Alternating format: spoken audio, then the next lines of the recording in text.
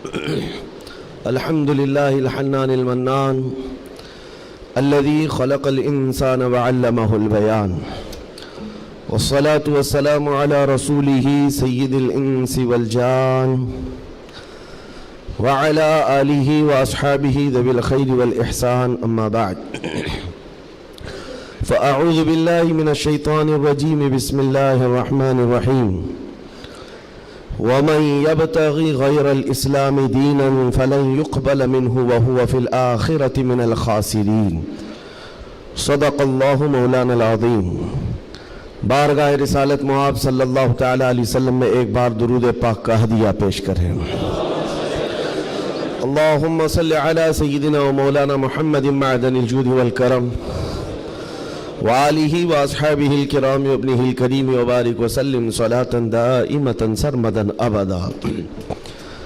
عزیزان گرامی وقار، ایک حدیث پاک ہے، رسول گرامی وقار صلی اللہ تعالی علیہ وسلم ارشاد فرماتے ہیں، ایمان کی حلاوت، ایمان کی لذت، ایمان کی جو شیرینی ہے، مٹھاس ہے، آپ کو ملی ہے یا نہیں ملی ہے یہ میں نہیں بتا سکتا ہوں، لیکن اگر پانا ہے اس کی لذت، اس کی حلاوت، ایمان کی مٹھاس ہوتی کیسے ہے، اس کے لیے حضور پاک صلی اللہ علیہ وسلم نے 3 علامتیں بتائی ہیں۔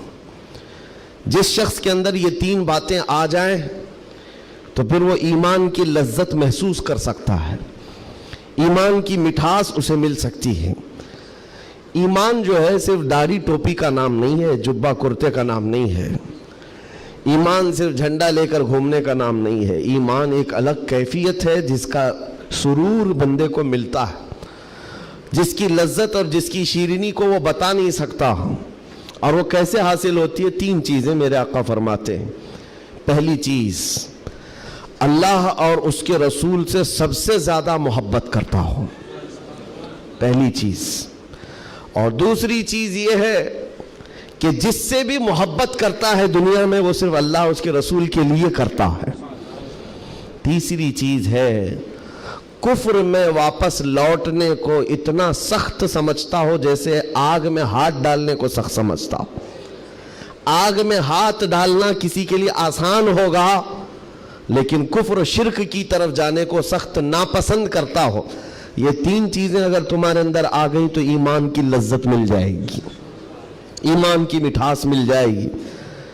زندگی میں سب سے زیادہ پرائیورٹی کس چیز کو ہو؟ اللہ اور اس کے رسول کو۔ دوسری چیز، دنیا میں جس سے بھی تعلق بنے گا وہ صرف اللہ اور اس کے رسول کے لیے بنے گا۔ تیسری چیز، کفر کی طرف کبھی لوٹنا پسند ہرگز نہ کرے، بلکہ کفر کا نام سنتے ہی اس کے اندر ایسی ہیبت آ جائے کہ میں آگ میں ہاتھ ڈالنا تو پسند کروں گا لیکن کفر کی طرف ہرگز نہیں جا سکتا۔ یہ 3 چیزیں تمہارے اندر ہیں یا نہیں، آپ آبزرو کر لیں، خود آپ اس کا احتساب کر لیں کبھی بیٹھ کر کے کہ میں زندگی میں سب سے زیادہ کس سے محبت کرتا ہوں۔ اگر اللہ اس کے رسول سے سب سے زیادہ محبت کرتے ہو تو اس کا مطلب ہے کہ پہلی چیز تمہارے اندر آ گئی ہے۔ اور اپنے تعلقات کو دیکھ لو، جس سے بھی آپ کے تعلقات ہیں وہ اللہ اس کے رسول کی رضا کے لیے ہے تو دوسری چیز بھی تمہارے اندر ہے۔ اور تیسری چیز بہت امپورٹنٹ ہے جو اس زمانے کے لیے ہے، کفر کی طرف لوٹنا اتنا ناپسند کرتا ہو جتنا آگ میں جانا بھی ناپسند نہ کرتا ہو۔ یعنی آگ میں جانا جتنا اس کے لیے ناپسند ہے اس سے زیادہ کفر میں جانے کو ناپسند کرتا ہو۔ یہ چیز اگر آپ کے اندر ہے تو میرے عزیزوں ایمان کی لذت مل جائے گی، ایمان کی مٹھاس مل جائے گی۔ اس دور کے حالات کے اعتبار سے میں اگر اب بات کروں، قرآن کی آیت تو 1400 سال سے یہ اعلان کر رہی ہے، وَمَنْ يَبْتَغِي غَيْرَ الْإِسْلَامِ دِينًا فَلَنْ يُقْبَلَ مِنْهُ۔ اسلام کے علاوہ کسی بھی دین کی طرف تم منہ بھی لگائے، توجہ بھی کیے تو قیامت کے دن پھر وہ سب سے بڑے گھاٹے میں ہوں گے، ہرگز قبول نہیں کیا جائے گا۔ میں بات یہاں سے شروع کرتا ہوں کہ آج لوگوں نے اس کو ہلکے میں لینا شروع کر دیا، چاپلوسی کرتے کرتے، خوشامد دوسروں کی واہواہی حاصل کرنے کے لیے کبھی پوجا پاٹ میں بھی شریک ہو گئے، کبھی ان کی رضا حاصل کرنے کے لیے ان کی محفل میں بھی بیٹھ گئے، اللہ اس کے رسول کو چھوڑ دیا۔ تمہارے دین میں کمی کس بات کی ہے؟ کتوں کو راضی کرنے کے لیے شیر کبھی کتا نہیں بنتا، ایک بات یاد رکھو، رسول پاک صلی اللہ تعالی علیہ وسلم کا جو سپاہی ہے وہ ہر گھڑی ہر میدان میں سپاہی ہے. اسے کس چیز کی کمی ہے؟ کس چیز کی کمی ہے؟ جو عزت ملی ہے وہ نام مصطفیٰ سے ملی ہے. ایک صحابی ہیں حضرت نعمان، ایک بادشاہ کے ہاں گئے تھے ایمبیسیڈر بن کر کے، ترجمان حضور کے قاصد بن کر گئے تھے. بہت دور ملک تھا، میرے آقا مدینے میں ہیں، لیکن جانتے ہو اس بادشاہ نے آپ کے آنے کے لیے ریشم کا قالین بچھایا، سونے کی کرسی لگائی. لیکن وہ صحابی رسول جیسی آئے، اپنی تلوار سے انہوں نے ریشم کے قالین کو پھاڑ دیا، زمین پر چلنے لگے. اور کرسی جب سونے کی کلائی کی ہوئی کرسی بچھائی گئی ان کے لیے، بادشاہ نے بہت عزت دیا کہ محمد عربی کا قاصد آیا ہے، سفیر آیا ہے، لیکن انہوں نے کرسی کو بھی ٹھکرا دیا، کہا مجھے دوسری کرسی لاؤ. کیوں؟ صرف اس لیے. اس بادشاہ نے پوچھا کہ اتنا زیادہ غرور ہے عرب والوں میں، اتنا زیادہ ایٹیٹیوڈ ہے محمد عربی کے غلاموں میں، ان کے سفیروں میں؟ صحابی رسول نے کہا نہیں، نہ یہ غرور ہے نہ یہ تکبر ہے. میرے آقا صلی اللہ تعالی علیہ وسلم نے فرمایا ریشم کا استعمال مرد کے لیے حرام ہے، سونے کا استعمال مرد کے لیے حرام ہے. تو میں مدینے میں رہوں تب بھی غلام ہوں، دنیا میں کہیں پر رہوں تب بھی میں غلام ہوں. انہوں نے پاس و لحاظ رکھا ہے نسبت رسول کا. تو پھر وقت کے بادشاہوں کو بھی انہوں نے جھکنے پر مجبور کیا ہے. کس چیز کی کمی ہے مسلمانوں تمہارے پاس؟ کون سی دولت کی کمی ہے؟ سب سے بڑی دولت تو تمہارے پاس یہ ہے آج تک. ایک بہت بڑی بات میں بتاؤں آپ کو، یہ آپ کی مسجد کے امام ہیں، محبت چاہے جتنی بھی کرتے ہوں آپ ان سے، عقیدت جتنی بھی کرتے ہوں، ایک دن ان سے کہہ دینا مولانا عبد الکریم اپنے باپ کا نام لے کر لوگوں کو رکوع میں جھکا کے دکھائے. لوگوں کو اللہ اکبر کہنے کی بجائے اپنے باپ کا نام یا بادشاہ کا نام لے کر سجدے میں جھکا کر کے دکھائے. کوئی جھک سکتا ہے؟ ارے بادشاہ وقت بھی یہاں آ کر کھڑا ہو جائے اور کہے میرے نام سے جھک جاؤ، مجال ہے کوئی ایک بھی پیشانی جھکے گی؟ نہیں جھکے گی. ہاں اگر ایک کمزور کسان کا بچہ بھی حافظ قرآن ہو اور آ کر مصلی پر صرف اللہ کا نام لے، سب کی پیشانیاں جھکتی. یہ خاصہ ہے اس قوم کا کہ اس قوم کو اگر جھکایا جا سکتا ہے تو صرف اللہ کے نام پر، باقی کسی کے نام پر یہ پیشانی نہیں جھکتی ہے. اور آپ کو پتہ ہے آج کے دور کا یہ بھارت تو چھوٹا ہے، اکھنڈ بھارت جس پر اکبر بادشاہ راج کرتا تھا، جس میں افغانستان تک کی سیمائیں آتی تھی، اس دور میں ڈکٹیٹر رول ہے، کوئی الیکشن والا بادشاہ نہیں ہے. 40 سال تک بیٹھا ہوا بادشاہ جب نیا دین لے کر کے آیا، اور اس کا نام بھی اکبر تھا، نمازیں بھی اس نے اس طرح بنائی کہ بادشاہ کے نام پر رکوع ہوگا، سجدہ ہوگا. میرے عزیزو، ایسا تمکنت اور ایسے جلال والا بادشاہ، لاکھوں کی فوج ہے اس کے پاس، بڑے بڑے راجے مہاراجے آنکھ نہیں ملا سکتے تھے، لیکن جب اس نے یہ کہا کہ عبادت میں بادشاہ کے نام پر جھکنا ہوگا، صرف 25 سال کی عمر کا مجدد الف ثانی کھڑا ہو گیا، کہا نہیں یہ پیشانی جھکے گی تو صرف اللہ کے نام پر. حد ہو گئی میرے عزیزو. بادشاہ وقت جس کے پاس سارا جبر طاقت ہے نہیں جھکا سکا، اور جھکانے کے لیے اس نے ایک بار کیا کیا، دربار میں اتنا چھوٹا سا دروازہ بنایا کہ آنے والا جھک کر کے ہی آئے، جو بھی دربار میں آئے وہ جھک کر، سیدھا آ نہیں سکتا تھا، اتنی چوکھٹ چھوٹی بنا دی. مجدد صاحب رحمت اللہ تعالیٰ علیہ کو بلایا گیا تھا دربار میں کہ یوں تو یہ جھکتا نہیں لیکن دربار میں آنا ہے تو کیسے آئے گا. جب وہ قریب پہنچے دیکھا کہ اتنی چھوٹی چوکھٹ بنی ہوئی ہے اور یہاں جانے کے لیے رکوع کی حالت میں جانا پڑتا ہے. وہ اللہ رب العزت کا ایسا بندہ، رسول پاک کا سپاہی، اپنے دین کا محافظ، دیکھتا ہے جانا ہے ٹھیک ہے جائیں گے، لیکن جس وقت داخل ہونا تھا وہ نہ جھکے، نہ ہی رکوع کیا، نہ ہی پیشانی جھکائی، پہلے پیر اندر ڈال دیا، پیر اندر ڈال دیا.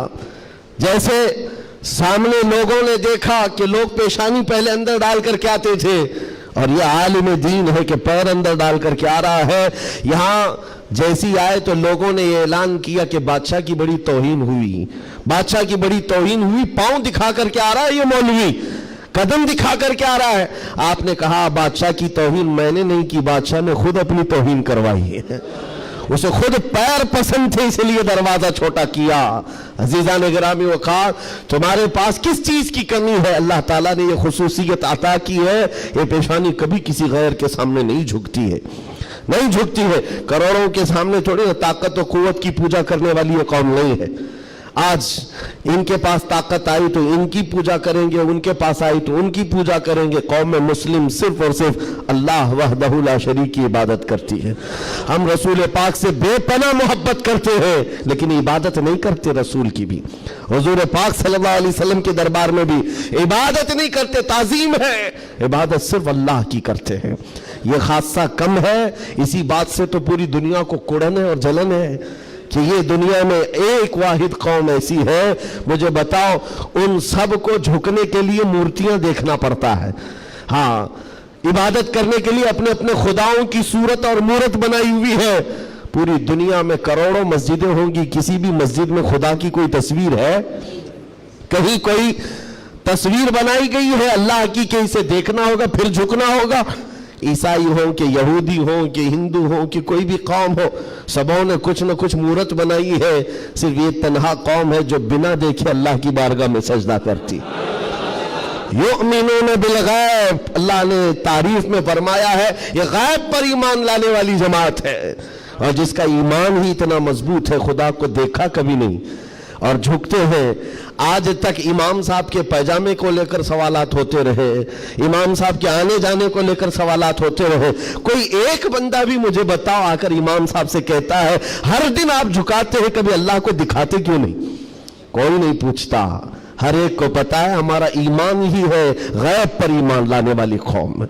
अज़ीज़ान गिरामी वक़ार, अब मैं आगे बात करता हूँ। जब इतनी खुसूसियात तुम्हारे पास है तो फिर अगर चेहरा किसी और की तरफ जाए तो मैं समझता हूँ दुनिया का बदतरीन आदमी है, बदनसीब आदमी है, जिसको अल्लाह ने सबसे बड़ी नेमत दी थी और वो ठुकरा करके दूसरों की झोली में चला गया। इसीलिए कुरान कहता है वमन यब्तगी गैरल इस्लामी दीनन फलन युक़बल मिन, जो इस्लाम के अलावा किसी दूसरे दीन की तरफ फिर गया क़यामत के दिन हरगिज उसे कबूल नहीं किया जाएगा। वहुवा फिल आखिरति मिनल खासिरीन, वो आखिरत में बहुत बड़े घाटे में होगा। मैं एक मिसाल देता हूं आपको। एक जो घटना घटी है, एक हादसा, मक्का मुकर्रमा का एक हादसा जो लिखा हुआ है किताबों में। कब्रिस्तान में एक वहां पर जब किसी का इंतकाल हुआ, एक साहब है, वो हाजी है, वो कहते हैं कि जब कब्रिस्तान में हम गए तो दफन करने के लिए कब्र में कब्रिस्तान की सारी चीजें भरी हुई थी, तो लोगों ने एक कब्र बताई। एक हाजी साहब का इंतकाल हुआ था, कहा कि इनको इसी कब्र में दफन करना है। लोगों ने कहा यहाँ एक आलिम दीन की कब्र है। अब मक्का मुकर्रमा के कब्र ऐसे हैं कि 6 महीने साल भर के बाद खुल जाते हैं, और मुंबई वालों को समझाने के लिए आसान भी है कि यहाँ पे भी खोल दी जाती, जगह की किल्लत है। तो जब दफन करने के लिए उस आलिम दीन की कब्र खोली गई तो वहां वो आलिम दीन नहीं है, वो एक जवान लड़की सोई हुई है, एक नौजवान लड़की है। तो जो जनाजे में आए हुए थे उनमें एक हाजी ने कहा मैं तो इस लड़की को पहचानता हूं, ये अरब की नहीं, ये मक्का की नहीं, ये फ्रांस की रहने वाली और क्रिश्चियन लड़की है, ये ईसाई लड़की है। कहा ये कैसे हो सकता है, नामुमकिन है। घर सारे लोगों को जो खबर थी वो एक अच्छे आलिम दीन की खबर थी, यहां एक दूसरी लड़की कैसे दफन है। तो ये हंगामा हुआ, बात फैल गई। उसके बाद तहकीक करने लगे, जो उलमा तक बात गई तो उलमा ने कहा कि अगर ये जो बंदा कह रहा है कि ये फ्रांस की रहने वाली, यूरोप की रहने वाली लड़की यहां पर है, तो मालूम करते हैं कि वहां हकीकत में ये लड़की, इसकी शक्ल। तो कुछ लोग एक वफद की शक्ल में यूरोप गए हैं उस हाजी साहब के साथ, जिन्होंने ये पता बताया था ये लड़की को मैं जानता हूं। जा करके उसके घर मालूम किया कि क्या तुम्हारे घर में फलां फलां शक्ल की ये लड़की थी? कहा हाँ, इंतकाल हुआ था, चंद ही महीने हुए इंतकाल हुआ है। कहा क्या किया तुमने? कहा हम ईसाई रस्म और रिवाज के एतबार से अपने कब्रिस्तान में दफन किया है, हम क्रिश्चियन हैं, ईसाई रस्म और रिवाज से हमने दफन किया। तो जो गया था वफ्द, उसने पूछा कि कुछ उसकी अजीब चीजें थी? तो लोगों ने कहा कि हाँ एक चीज थी, हमें अंदाजा हो गया था कि वह इस्लाम ला चुकी थी, ہم نے اس کو مارا توڑا بہت کچھ کیا ہے. تو پھر یہ بات خبر پھیلی اس لڑکی کے اسلام لانے کی, تو مقامی علماء کو پوچھا گیا. ایک عالم دین نے کہا ہاں وہ لڑکی دل و جان سے اسلام کو قبول کرتی تھی اور پیارے حبیب صلی اللہ علیہ وسلم سے بے پناہ محبت کرتی تھی, اور گھر والوں کے ظلم و ستم کو سہ نہ سکی, جان دے گئی اور مر گئی. لیکن ہم مجبور تھے, گھر والوں سے ہم کچھ نہیں کر سکتے تھے. لیکن اس لڑکی نے ایک مرتبہ کہا تھا کہ میرے مرنے کے بعد میرے آخری رسم و رواج اسلام کے مطابق ہو. ہم نہیں کر سکے کیونکہ خفیہ طور پر وہ مسلمان تھی, ہم ایکشن نہیں لے سکتے تھے. اور ہمیں اس بات کا افسوس ہے کہ اسے عیسائی قبرستان میں دفن کر دیا گیا. سنو حیرت کی بات ہے, لوگ ایک بہت عجیب اچنبے میں پڑتے جا رہے ہیں, نئی نئی باتیں کھلتی جا رہی. تو اس کے بعد یہ فیصلہ ہوا کہ آئے ہوئے وفد نے اور گھر والوں کو اطلاع دے کر کے کہ ہم چلتے ہیں جس قبرستان میں آپ نے اپنی بیٹی کو دفن کیا ہے, ہم جا کر کے دیکھنا چاہتے ہیں وہاں. ہاں, تو عیسائی قبرستان میں بڑی مشکل سے انہوں نے کہا کہ ٹھیک ہے. قبر کھولی گئی تو وہاں وہ عالم دین سویا ہوا جس کو مکہ میں دفن کیا گیا تھا. اب حیرت کی انتہا اور ہو گئی, اس کا اس عیسائی قبرستان میں کیا لینا دینا, یہ آیا کیسے, یہاں پہنچا کیسے. میرے عزیزو, یہ بات اگر لکھی ہوئی نہ ہوتی تو میں کبھی نہیں کہتا. اور جب اور حیرت بڑھ گئی, وہ وفد علماء کا واپس آیا, کہا کہ اس راز کو ہم معلوم کرتے ہیں اس عالم کے گھر سے ہی. ایک بات تو سمجھ میں آ گئی کہ لڑکی مسلمان ہو گئی تھی اور اسلام سے بے پناہ محبت تھی. اللہ کا کرم ہوا, ہو سکتا ہے اسے کفرستان سے نکال کر مولا تعالیٰ ایمان والوں کے بیچ میں, اولیاء اور صحابہ کے بیچ میں دفن کر دیا, فرشتوں نے اس کو منتقل کر دیا. یہ ممکن ہے, یہ ممکن ہے. لیکن اس کے ساتھ کیا ہوا ہے, یہ مسلمانوں کے قبرستان سے کرسچن اور عیسائیوں میں کیسے آ گیا. گئے واپس جانے کے بعد بہت قابل توجہ بات کر رہا ہوں, اور اس زمانے کی بہت ہی امپورٹنٹ چیز آپ کو میں بتا رہا ہوں, دل دہلا دینے والی چیز ہے.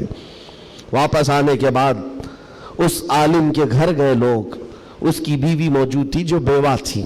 جا کر پوچھا کہ تیرے شوہر کے بارے میں ہمیں کچھ معلومات حاصل کرنی ہے. اس نے کہا بتائیے کیا ہے. کہا کہ کیسا تھا وہ. کہا اس کے اخلاق بہت اچھے تھے, اور نمازوں کی, کہا ایک نماز بھی قضا نہیں کرتا تھا, پابند تھا, لین دین میں سب چیزوں میں اچھا تھا. پھر بچا کیا, بیوی ساری چیزیں اچھی بتا رہی, مسلمان ہے. بیوی نے گھبرا کر پوچھا آخر اس کے بارے میں اتنی تحقیق کیوں کر رہے ہیں, آپ بتا سکیں. تو علماء نے کہا کہ بتانے کے لائق نہیں ہے, لیکن سن لو, تمہارا شوہر مکہ کے قبرستان میں نہیں ہے, عیسائیوں کے قبرستان میں ملا. اس کی قبر میں وہ موجود نہیں. وہ دھاڑے مار کر رونے لگی کہ ہائے کیا ہو گیا میرے شوہر کے ساتھ, وہ عیسائیوں کے قبرستان میں کیسے پہنچ گیا.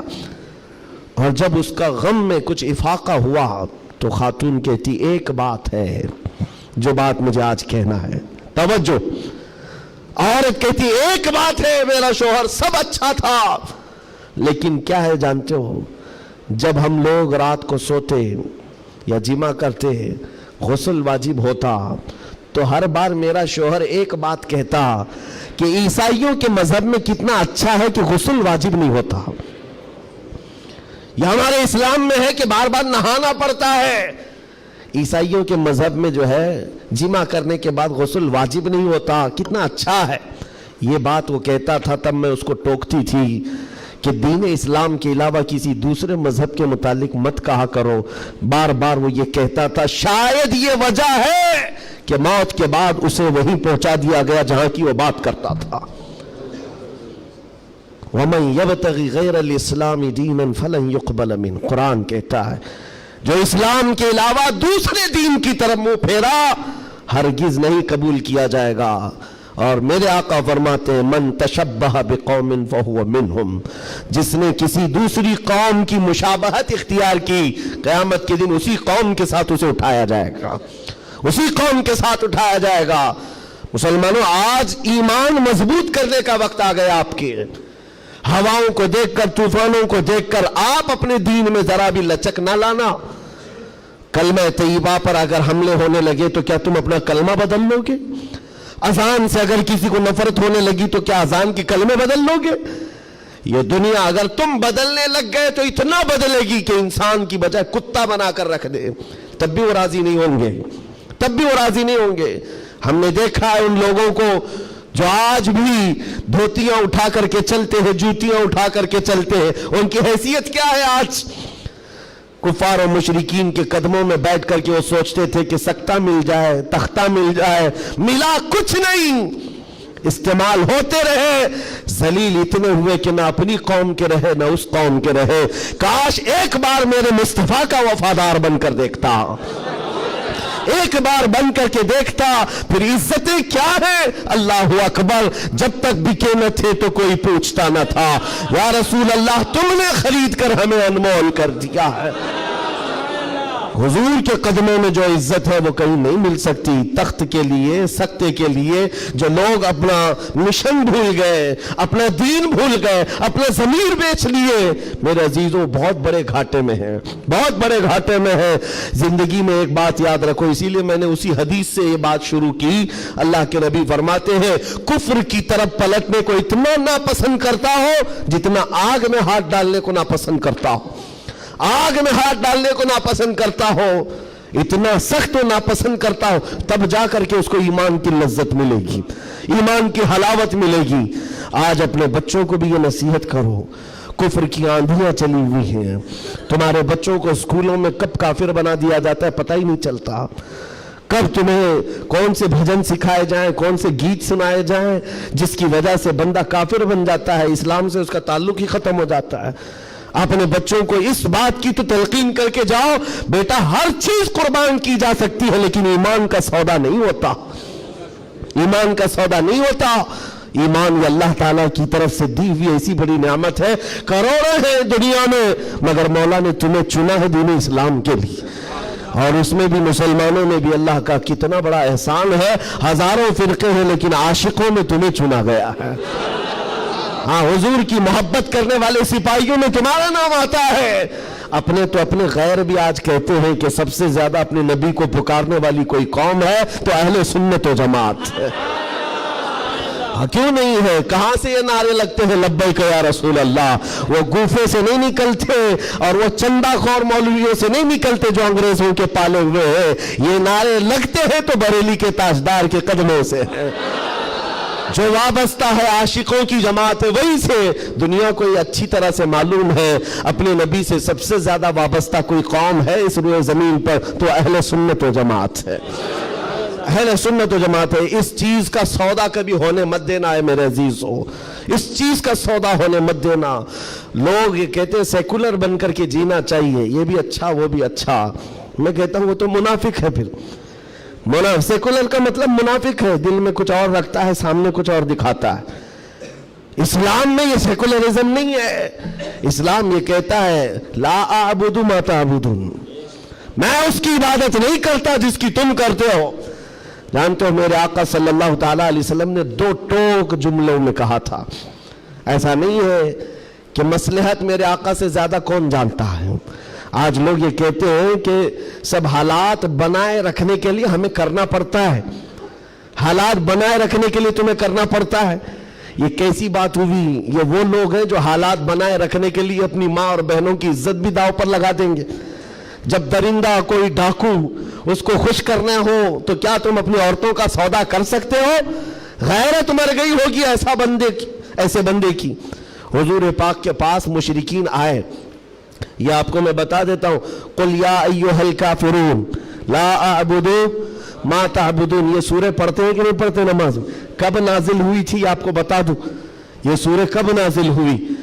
حضور پاک صلی اللہ علیہ وسلم کے پاس مشرکین مکہ آئے اور کہا اے محمد صلی اللہ علیہ وسلم ایک کام کریں، آپ ہمارے خداؤں کو برا بھلا مت کہیے، ہم آپ کے دین میں آ جائیں گے، اسلام پر ہم بھی تھوڑا تھوڑا عمل کریں گے، لیکن جن کی ہم پوجا کرتے ہیں نا، عبادت کرتے ہیں، ان کو کچھ مت کہیے۔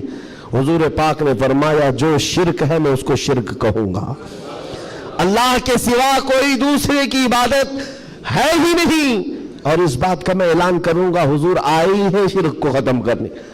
حضور نے فرمایا یہ نہیں ہو سکتا، تو پھر آپشن دوسرا مشرکین کی طرف سے کہا ایک کام کرتے ہیں, 1 سال آپ ہمارے خداؤں کی عبادت کریں, 1 سال ہم آپ کے خدا کی عبادت کریں گے, ہاں آدھا آدھا کریں گے. آج بہت سارے لوگ اگر یہ کرنے کی کوشش کر رہے ہو تو سن لیں, آدھا آدھا کریں گے, ہم بھی آپ کے یہاں جائیں گے, آپ بھی ہمارے یہاں آئیں گے. حضور پاک صلی اللہ تعالیٰ علیہ وسلم نے فرمایا ہرگز نہیں ہو سکتا, تم چاند اور سورج میرے ہاتھ میں لا کر رکھ دو, میں اس کی عبادت نہیں کرتا جس کی تم کرتے ہو, میں پالنہار حقیقی کی عبادت کرتا ہوں. آخری آپشن جانتے ہو کیا کیا تھا, کیا دیا تھا انہوں نے؟ مشرکین نے کہا چلو محمد صلی اللہ علیہ وسلم آپ یہ بھی نہیں مانتے وہ بھی نہیں مانتے تو کم سے کم اتنا کرو کہ صرف اور صرف ہمارے خداؤں پر ایک بار ہاتھ رکھ دو, بس چھو کر کے چلے جاؤ. نبی پاک صلی اللہ علیہ وسلم سے صرف اتنا تقاضا تھا ان کا کہ آپ ہاتھ لگا کر چلے جائیں. یہاں تو سر جھکانے والے بھی موجود ہیں, ہاتھ لگا کر چلے جائیں.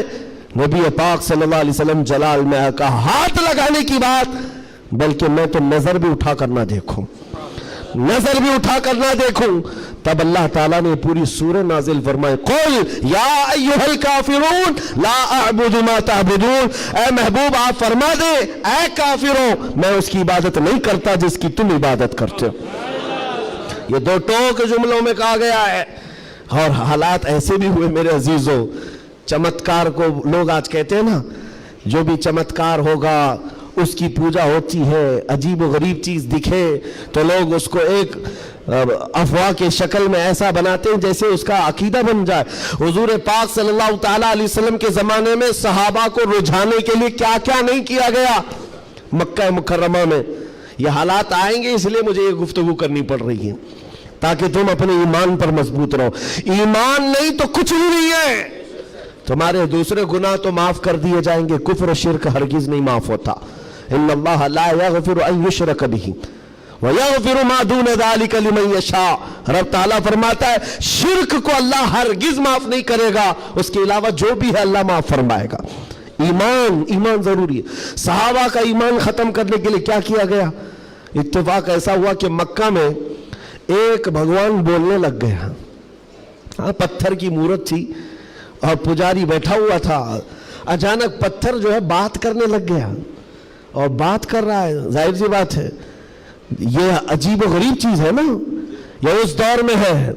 ہاں اس دور میں مٹی سے بنائے ہوئے ان کے معبود نہیں ہوتے تھے, وہ پتھر کو تراش کر کے بناتے تھے.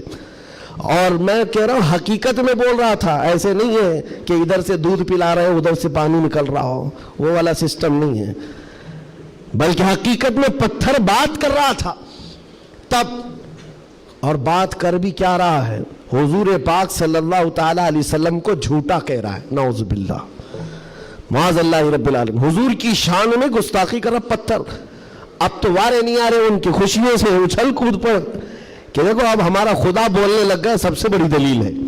لوگوں کو بلانے لگ گئے, واقعی بول رہا تھا. لوگ چمتکار دیکھتے ہیں تو سر جھکا لیتے ہیں, ارے حقیقت ہے پتھر بول رہا ہے, پتھر بول رہا ہے.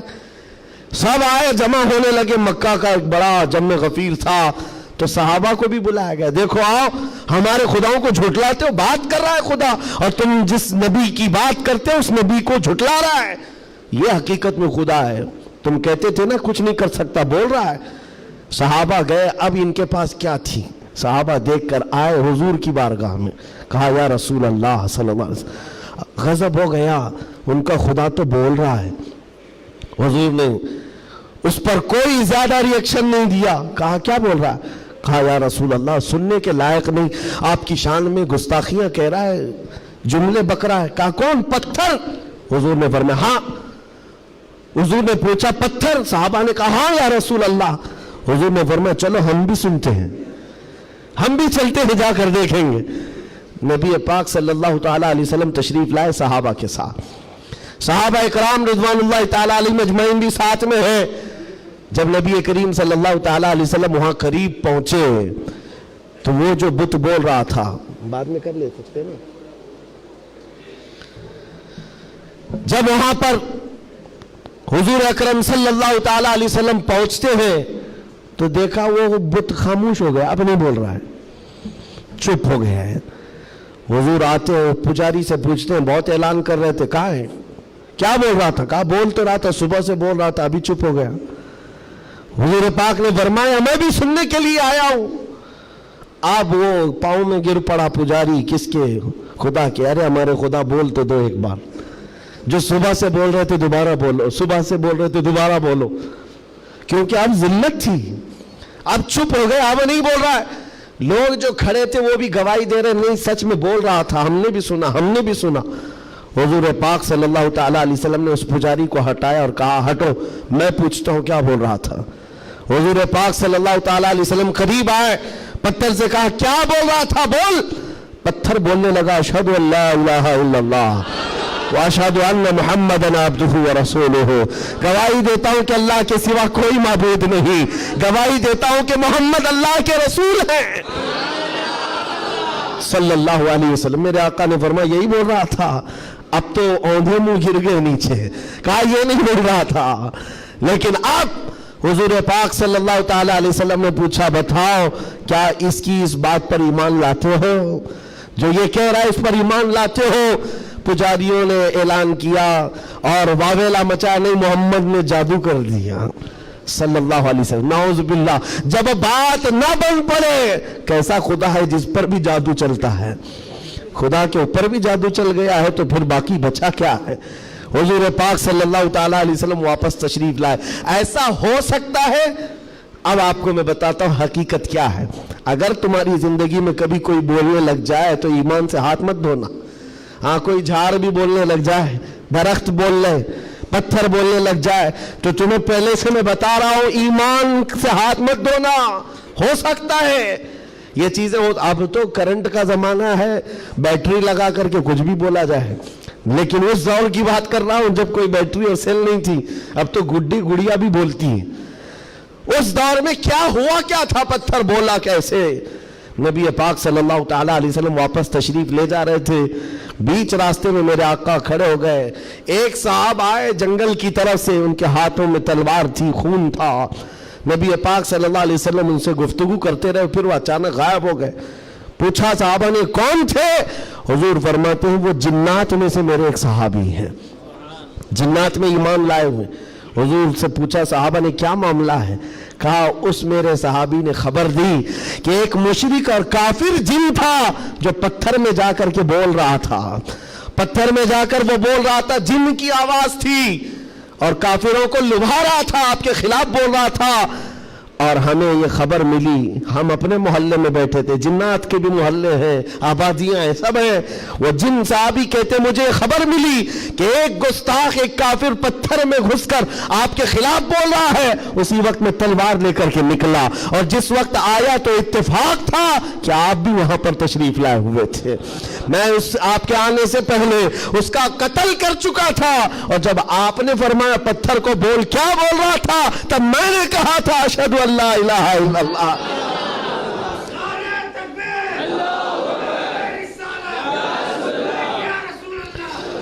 मेरे अजीजों, एक बात याद रखो, सहाबा इकराम के सामने ये भी आजमाइश आई, लेकिन वो टस से मस नहीं हुए, टस से मस नहीं हुए। वो अपने ईमान पर जमे रहे, इस्तिकामत का वो पहाड़ बनकर के कायम रहे।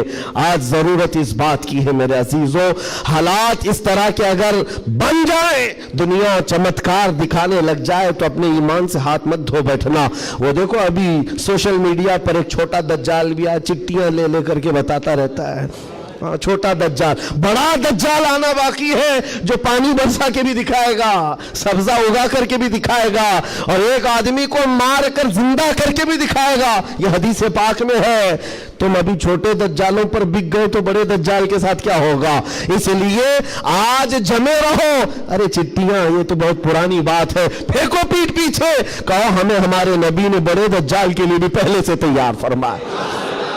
हम ईमान रखते हैं अल्लाह की जात पर, हम ईमान रखते हैं अल्लाह की जात पर कि वो मौत हयात का मालिक सिर्फ रब्बे जुल जलाल है। मेरे अजीजों, ये हालात पर मैंने सिर्फ इसलिए बात की कि आप क़यामत के करीब जो होने वाला है, हुजूर फरमाते हैं वैलुल लिल अरब मिन शर्रिन क़द इक़तरब। हुजूर पाक फरमाते अरबों के लिए तबाही है कि अनकरीब वो एक ऐसी बुराई की तरफ जाएंगे जो उनको जहन्नम में ले जाएगी। अरबों के लिए, और वो बुराई क्या है? वो बुराई ये है कि वो अल्लाह की اور حضور صلی اللہ علیہ وسلم نے یہ بھی فرمایا، حدیث پاک ہے، قیامت اس وقت تک نہیں آئے گی جب تک کہ عرب کے کچھ قبیلے بت پرستی نہ کرنے لگ جائیں۔ عرب میں ہوگا ہی، عرب میں بت پرستی ہونے لگ جائے گی، مشرکین وہاں پیدا ہو جائیں گے۔ یہ حدیث میں 1400 سال پہلے میرے آقا نے فرمایا۔ تو تم کبھی ان کو جبے کبوں میں دیکھ کر، پوجا پاٹ کو دیکھ کر یہ مت سمجھنا اسلام فلیکسیبل ہے، اسلام میں سب کچھ ہو سکتا ہے۔ وہ تو آپ نشے کے اڈے بھی کھول لیں گے اور کھول رہے ہیں۔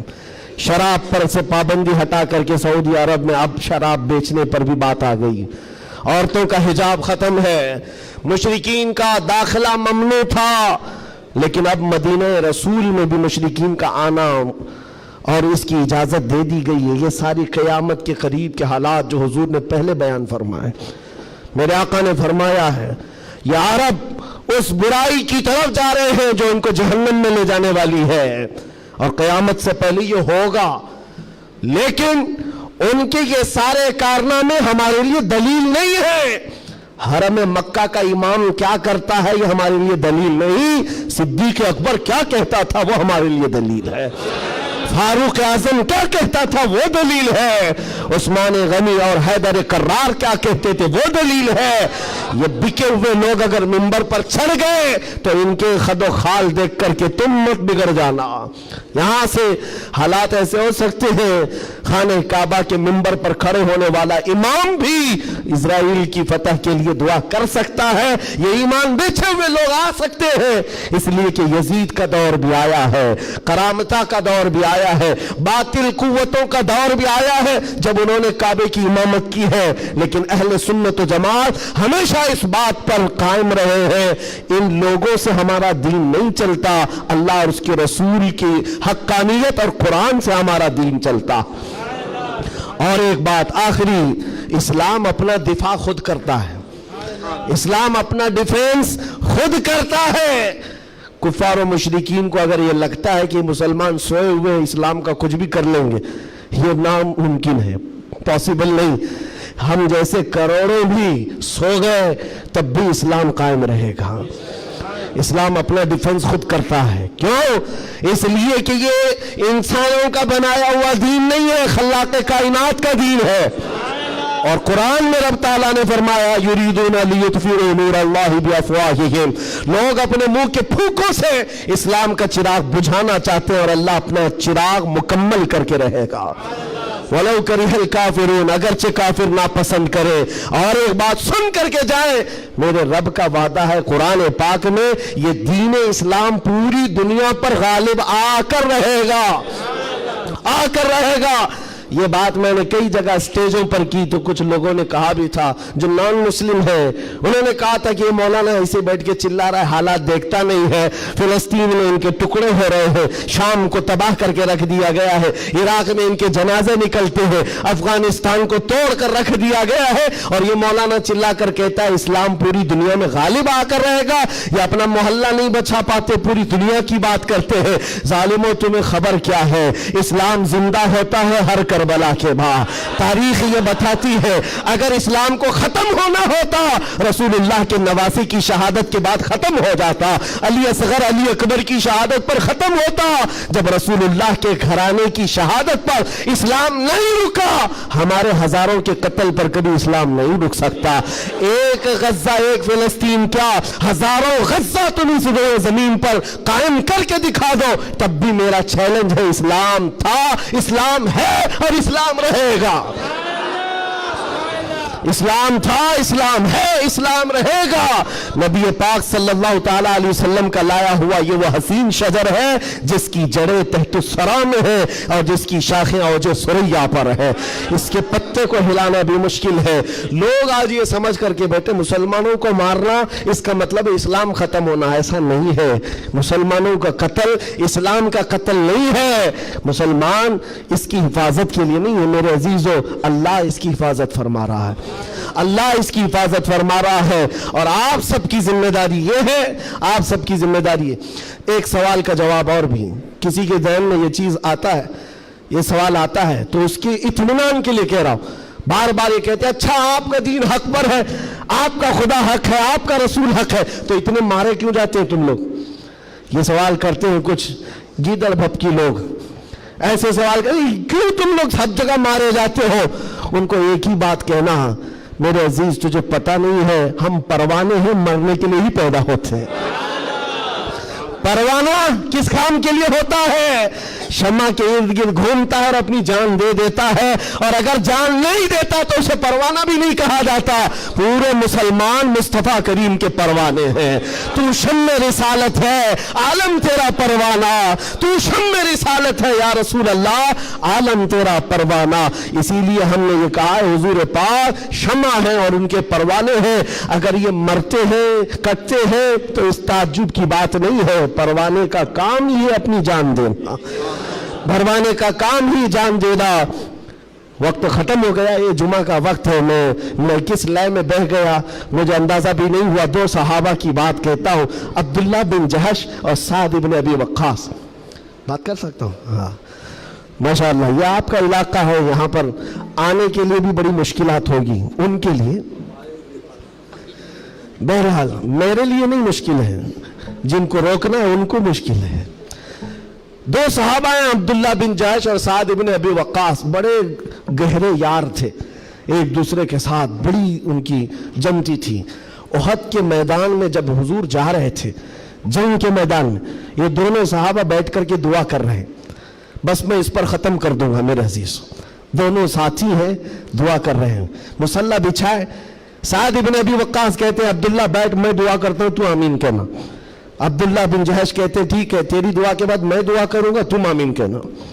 دوسرے دن جنگ ہے، سعد بن ابی وقاص دعا کرتے ہیں اللہ کل تیرے رسول کے دین کی حمایت کے لیے میں اتروں گا، تیرے نبی کے دین کی حمایت کے لیے ان کی صفوں میں جاؤں گا۔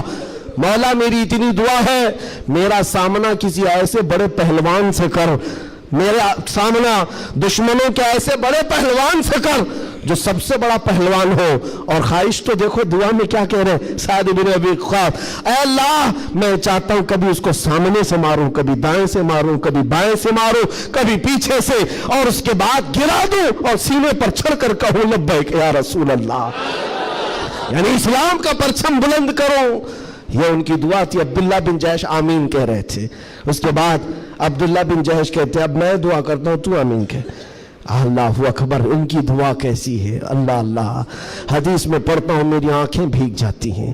عبداللہ بن جہش کہتے ہیں اے اللہ کل تیرا رسول میدان میں اتر رہا ہے، اور احد کے میدان میں جب میں تیرے دین کی حمایت کے لیے اتروں تو دشمنوں کی طرف میں بڑھ کر چلا جاؤں تیری محبت میں، تیرے نبی کی محبت میں۔